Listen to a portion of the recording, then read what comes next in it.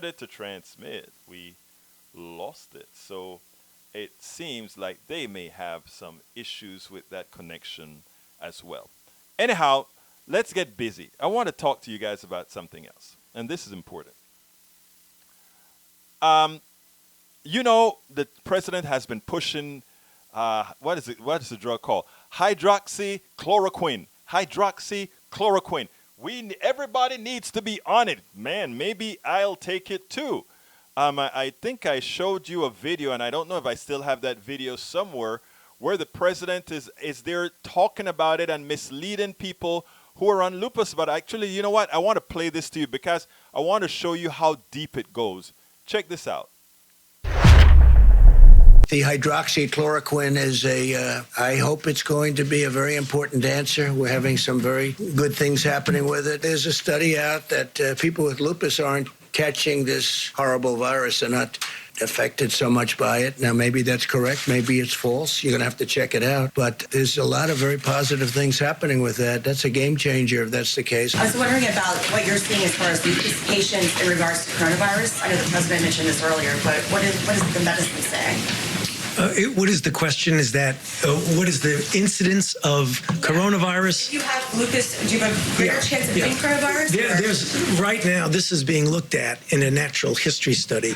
We don't have any definitive information to be able to make any comment on that, but that's something that is now being looked at, but we don't have any data to be able to say anything. And I hope they use the hydroxychloroquine, and they can also do it with Z-Pak, subject to your doctor's approval and all of that. But I hope they use it because I'll tell you what do you have to lose? In some cases, they're in bad shape. What do you have to lose? It's been out there for a long time. They're going to look at work with doctors, get what you have to get. But we have it stockpiled. We have a lot of it. But I've seen some results. Now, it's early, I guess. It's early, and they should look at the lupus thing. I don't know what it says, but there's a rumor out there that because it takes care of lupus very effectively, as I understand it, it's a drug that's used for lupus.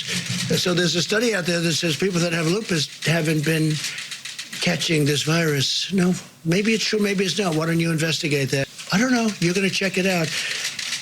But I think people should, if it were me, in fact, I might do it anyway. I may take it. I think that is one of the crookedest statements I could have ever heard. And won't you know, I've been saying this for a long time.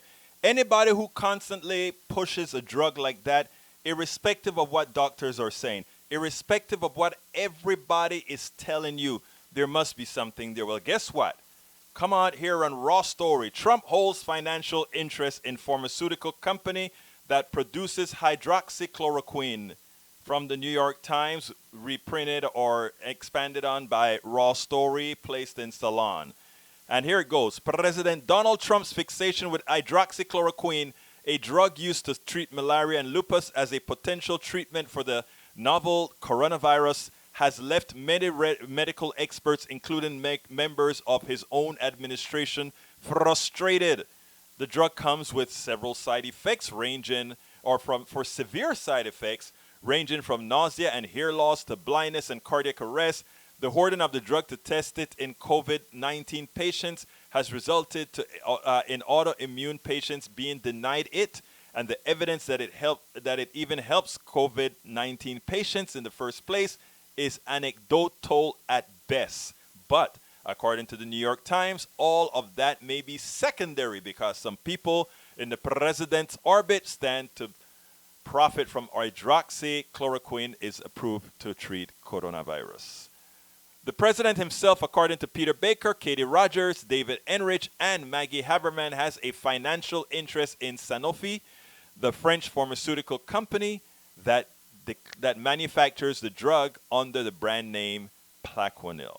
So we always knew there was something there. Some associates of Mr. Trump have financial interest in the issue. Sanofi's largest shareholders, including Fisher Asset Management, the mutual fund company run by Ken Fisher, a major donor to Republicans, including Mr. Trump, said the report. Another investor in both Sanofi and Milan, another pharmaceutical firm, is Invesco, the fund previously run by Wilbur Ross, the Commerce Secretary.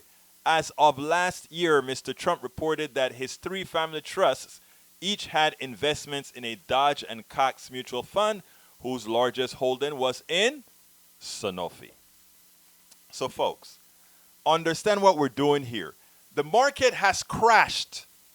Whatever investments the president and his entourage may have had in the markets, yeah, a lot of those things have tanked as well, even though they've been playing with the market. Let it rise some, profit, lose some, rise some, profit, lose some. But think about this. A Plaquenil, hydroxychloroquine, is ever approved as the standard treatment while we look for vaccine for the coronavirus. That stock is going through the roof. And why is it going through the roof? We're not talking about millions of people.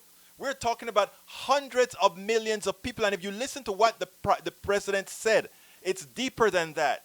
Listen to what he says, the way he promotes it with lupus.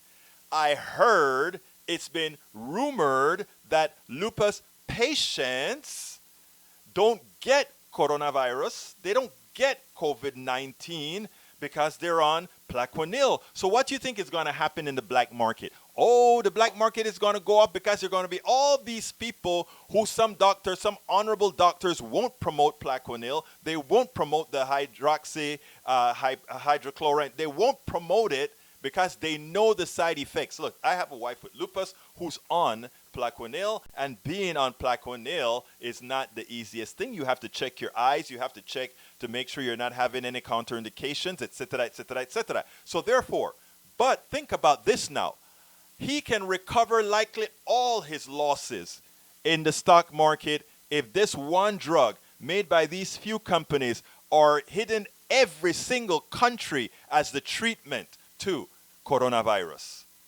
I can understand it, and it's the New York Times just write matter of fact. Yes, he has some interest in it. Yes, his friends has some interest in it. Yes, Sanofi is a donor to the Trump administration. Yes, they have all these matter of fact things. But what I've been asking the media to do, the mainstream media, not just independent media like us, but the mainstream media at large, take it a bit deeper.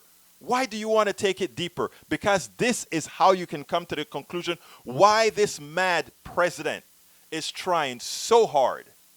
Why he is trying so hard to make sure that people are that name Plaquenil, that name hydroxychloroquine, that name Plaquenil, that name hydroxychloroquine continues to make it into the psyche of people, because as people just hoard that drug, want that drug, it's not only that that drug is going to be sold a whole lot more, the price of that drug is going to go up as well. People, we don't have a president, we have a charlatan. We don't have a president, we have an inhumane, and I won't say the word because I try to be as kind as I can on this show.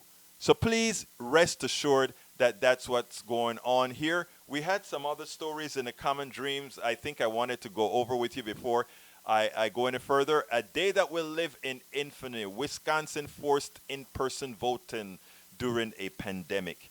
Should never, ever be forgiven, neither by the Wisconsin Supreme Court or the United States Supreme Court. It is shameful.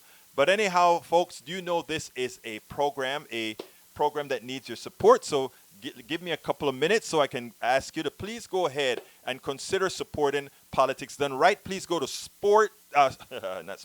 Please go to store.politicsdoneright.com. Again, that is store.politicsdoneright.com, and get yourself a t-shirt, a cup, a book, or whatever. Remember, we have, as I see it, Class Warfare, the only resort to right-wing doom. You can either get that at our store. You can also get it at Amazon. But we prefer you get it at our store, given that we don't have a third person involved. But again, you get it however you want to. And, you know, being an activist, somebody that supposedly, you know, a lot of times we don't take very good care of ourselves. After my health care scare, almost a stroke, lose weight and be fit now. I had blood pressure 240 over 140, people. I decided I really had to take my health into consideration. So as I go through all that I go through here to prepare the show, to process the show, no matter what, I make sure sometime between 12 and 2 in the mornings, I am on my treadmill for an hour workout, and then I get a chance to see a documentary or two. But anyway, that's the procedure. Now, if you want to become a subscriber to Politics Done Right, please go to patreon.com/Politics Done Right. That is patreon.com/Politics Done Right. And if you look at the scroll to the bottom here, eventually you'll see all the forms that you can supply us with contributions or how you subscribe to the show. You can also supply a donation or a contribution of support at paypal.me/Politics Done Right. Again, that is paypal.me/Politics Done Right. So please, folks, consider becoming a subscriber. We need the subscribers. We need the subscribers to keep this viable. Anyhow, let me get that off the screen, and we go to the next item. We're coming close to the end of the show. The two young ladies that I brought on, one was talking about Wisconsin and also how campaigns are going to be managed going forward given the coronavirus and the spreadability of this stuff. And Nisha Randle as well was talking about those particular issues. Let me tell you, we are in a period of time where folks are concerned about going out to vote, etc. I want to put a warning out there. Those on the right, many on the right, specifically the evangelicals, they look at Donald Trump as the leader of their crusade, as their last hope to protect them from the secularists, as their last hope to protect them from you progressive liberals that want to change this country, in as much as all the things that we want are there to protect not only them, but the country as a whole. And not only that, but that the things that we stand for, the things that we strive for, the things that we want, or the things that they want, many times not saying it vociferously, but they want to. But the polarization created by a perfectly designed psychological trip is what we as progressives have got to break. And we don't break it by being like them. We break it by being the complement to them. If I get a magnet with the North Pole and a magnet with the North Pole, as I push close to that other thing, it pushes that magnet away. They have the magnet with the South Pole. We have let's create the magnet with the North Pole. And as we get closer, they are not running. As we get closer, they drag to us and we snap together. Why am I saying that? Because that is how we are going to make the change. It's not appeasing them. It's not lying to them. It's not succumbing to them. It's just not being like them as we promote the truth. As we promote the truth with them inclusively in a manner that they can also understand, in a manner that talks to them. And I don't have all the answers. I'll be frank with you. I don't have all the answers. But I know I have part of it.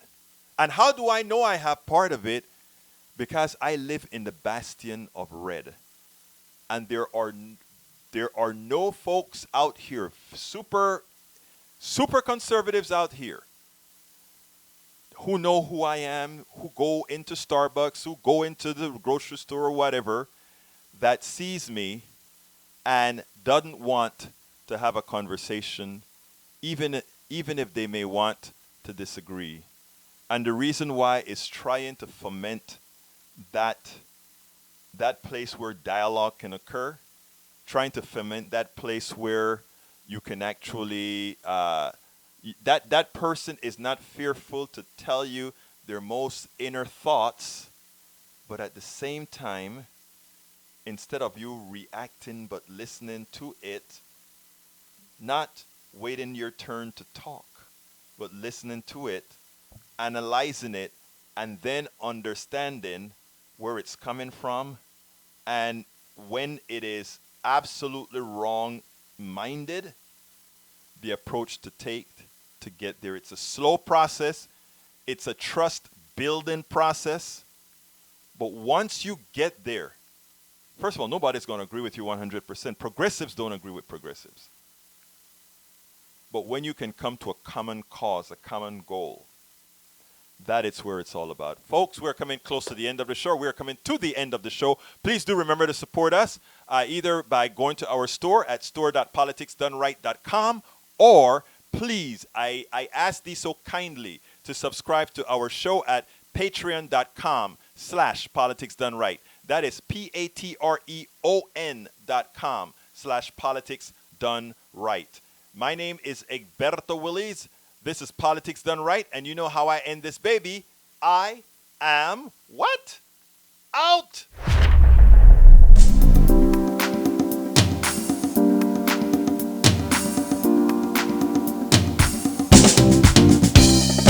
Welcome to Politics Done Right. I am your host, Egberto Willies.